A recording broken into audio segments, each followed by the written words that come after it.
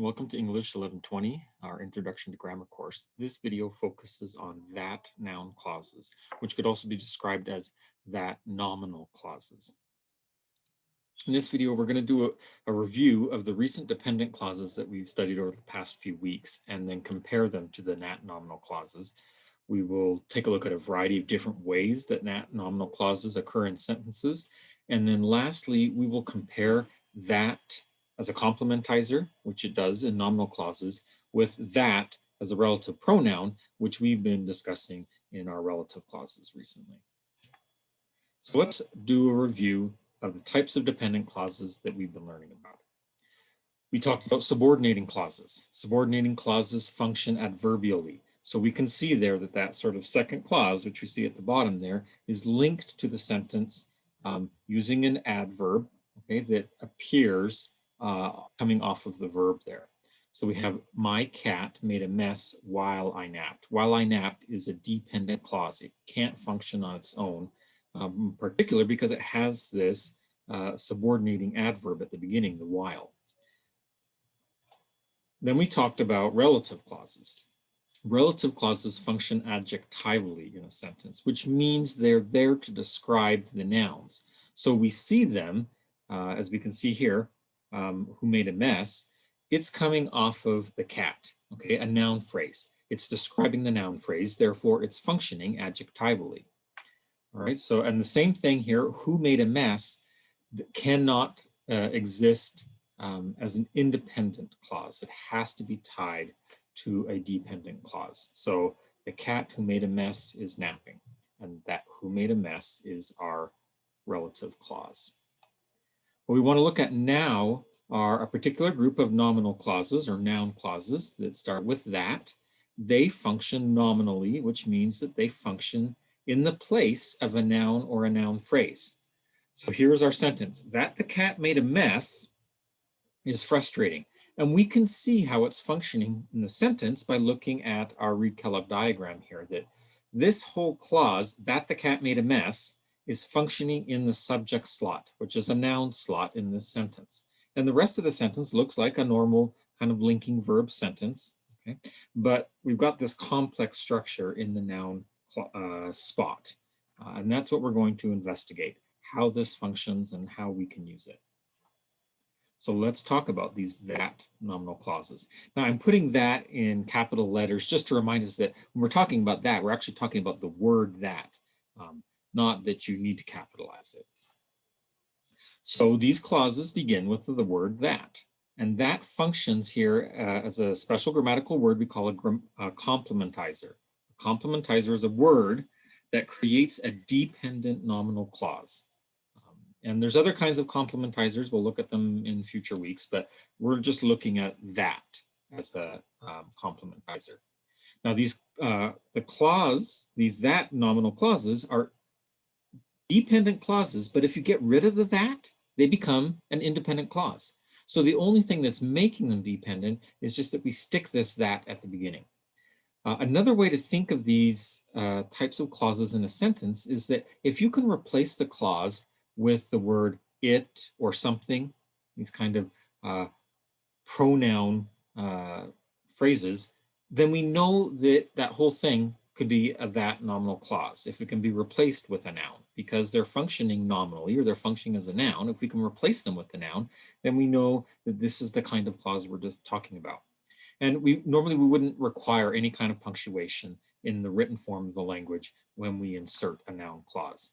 We did have to use some special punctuation with, depending on where the subordinate clause went or the relative clause, but that clauses are not necessary. So let's take a look at a sentence that has some noun slots, and then we'll talk about how the nominal clause can fit in there.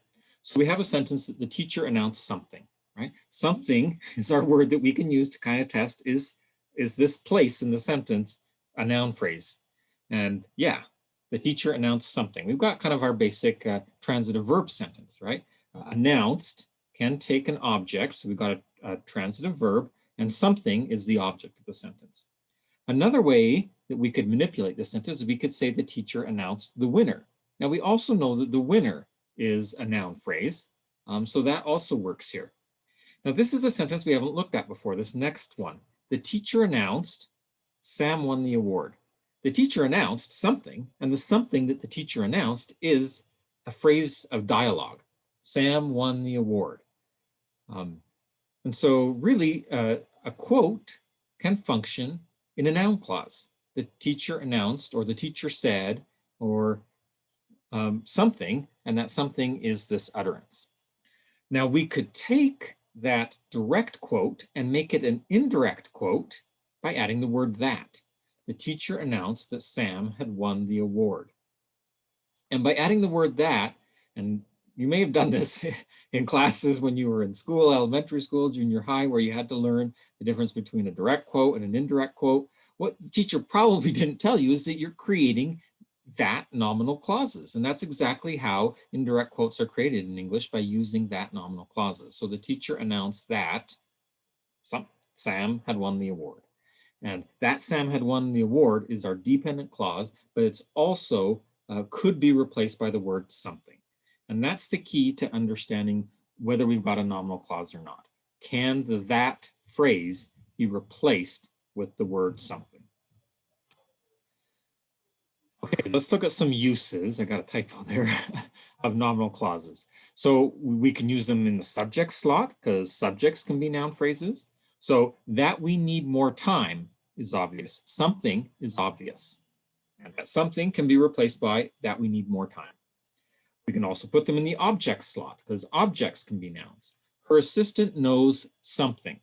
What does her assistant know? Her assistant knows that I have been trying to call Maria.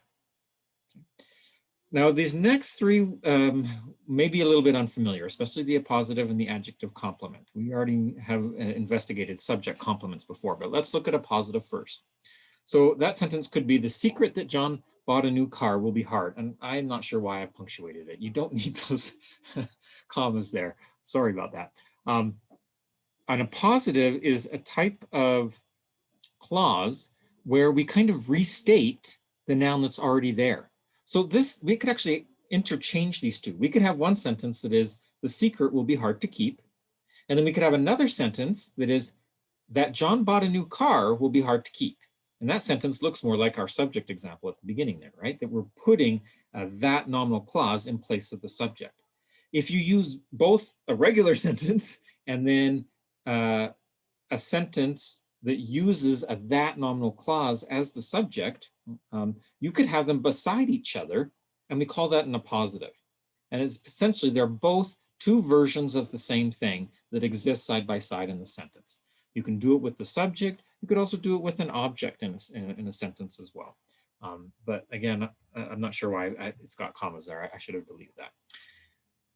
Let's look at our next example. This is a little more familiar to us, the subject complement. We know that a subject complement can happen when we have certain kinds of linking verbs, okay, that can take the subject complement after them. So it would seem, which is like it is, okay? It would seem something, okay? And we could say, it's kind of like saying she is something, right? She is a doctor, or it would seem something.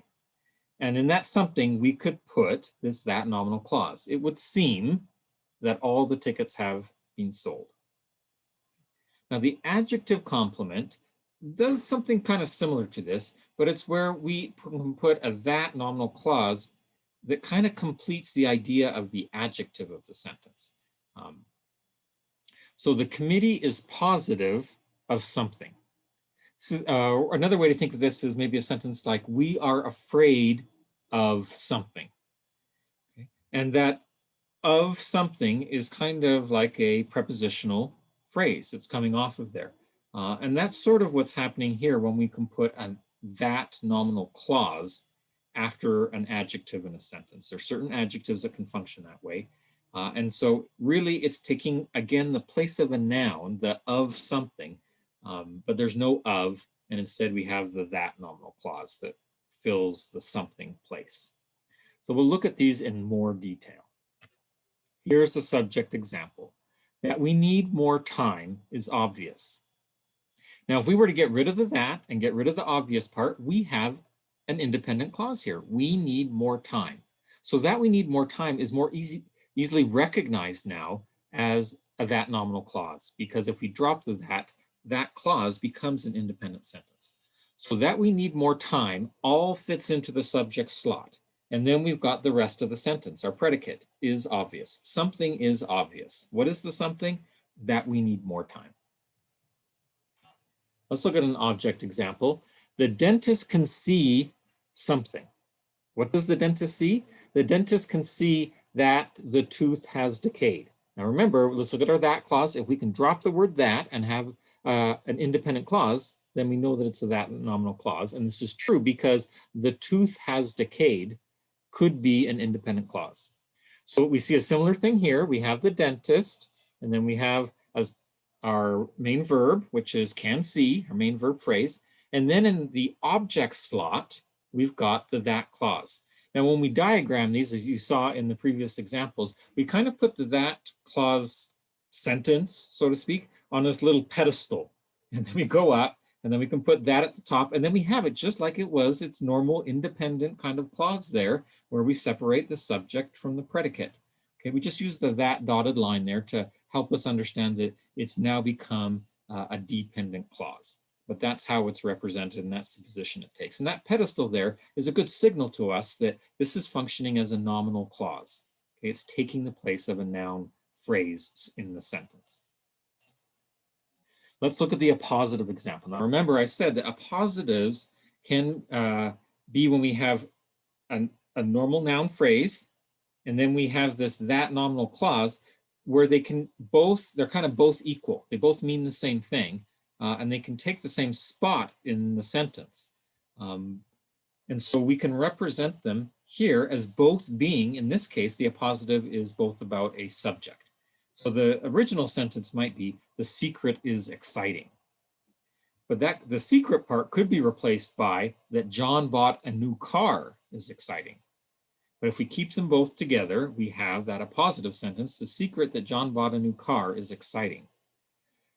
Now, again, we put it, that clause on its little pedestal there, right beside our normal subject. But to show that it's an appositive, we can put parentheses around the pedestal that helps signal in the reader that these are kind of interchangeable. You could use one or the other, and that appositive, that clause there could be removed from the sentence and we'd still have a grammatical sentence. Let's look at the subject complement. Again, this is something we're already kind of familiar with because we know how linking verbs work, and that they can take either an adjective or they can take a noun as a complement. So we see here, it would seem something. It would seem that all the tickets have been sold. So in that slot there where we have the subject complement, we could just put a noun phrase, or we can put this that clause there where we have all of the tickets have been sold. And all of the tickets have been sold could, again, be an independent sentence if it were on its own, but when that is placed at the front of it, it now becomes a dependent clause. Let's look at the adjective complement. This is a new kind of sentence structure that we haven't looked at before. And we have a sentence, this committee is positive of something. Okay? They're positive of something. And so that's why we see at the end of our sentence here, the committee is positive, we see a slant going down. And that's where we would put of, if it was the committee is positive of their decision, for instance. That could work. We don't use the of. Instead, in that sort of prepositional slot there, we've got the that clause. And so we can leave off the preposition, but in the noun, slot there, where we would have the committee is positive of their decision. Their decision is a noun phrase, and instead we replace it with the nominal that clause, that the candidate is qualified. So let's talk now about that as a complementizer, which we've just been looking at 5 examples of that, and that as a relative pronoun, which we looked at previously when we looked at different relative pronouns, including who, which, and others. So when that is a relative pronoun, like in these 2 examples, we can notice that, yes, the phrase begins with that, But first, it's not taking a noun slot in the sentence. That's the first thing to notice. This is the car, and then we have a description of the car. So it's not taking the place of car, it's taking the place of a description of the car.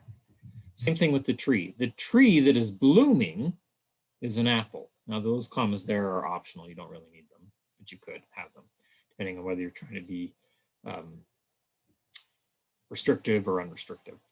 But again, that is blooming is describing the tree. It's not replacing any noun in the sentence. The other thing to look at is look at the clause itself. In both of these cases, that is actually taking the subject slot.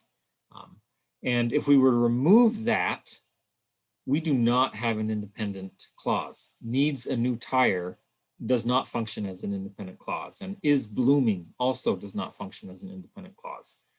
So that's another indicator to us that both of these are functioning as relative pronouns, and that is not functioning as a complementizer. These are not nominal clauses. They're relative clauses that are functioning adjectively. But if we look at our next two sentences underneath there, where that as a complementizer, we have the driver is certain that the roads are safe.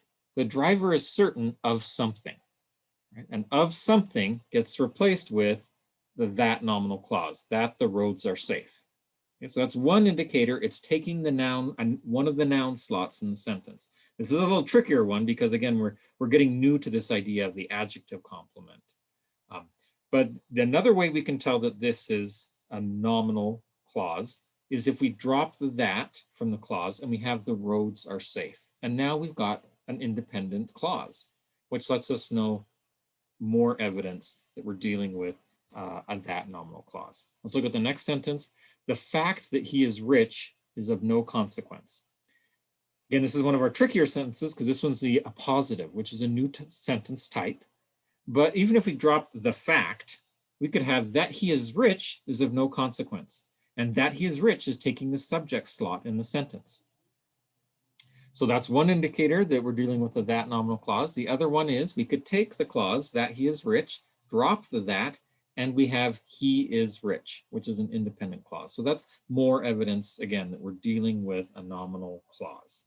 So those are the two ways to distinguish whether that is functioning as a relative pronoun or whether it's functioning as a complementizer for a nominal clause. So we reviewed different types of dependent clauses.